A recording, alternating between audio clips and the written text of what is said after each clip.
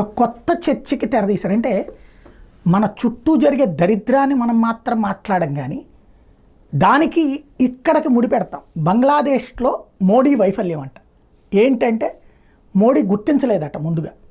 మన నిఘా విభాగం ఫెయిల్ అయిపోయిందట, మన విదేశాంగ శాఖ ఫెయిల్ అయిపోయిందట, బంగ్లాదేశ్ మన మిత్రదేశం అయినప్పుడు ఎలర్ట్ చేయలేకపోయిందంట, లేకపోతే ఇట్లా జరుగుండేది కాదట.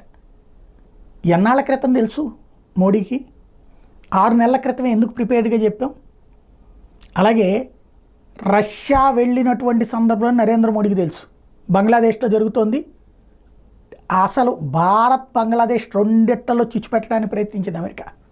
రష్యా అధ్యక్షుడు పుతిన్ కూర్చోబెట్టి చెప్పింది అదే, నేను దెబ్బతీయడానికి ప్రయత్నిస్తున్నారు అన్నటువంటి కాన్సెప్ట్. అందుకనినే మొన్న వచ్చాక గెలిచాక వెళ్ళి అక్కడ మళ్ళీ పుతిన్తో మాట్లాడొచ్చింది. అప్పుడు కూడా తెలుసు నరేంద్ర మోడీ. ఆ విషయం హసీనాకి ఎలర్ట్ చేయడం కూడా అయిపోయింది. కానీ ఆమె చేతిలో ఏం లేదు.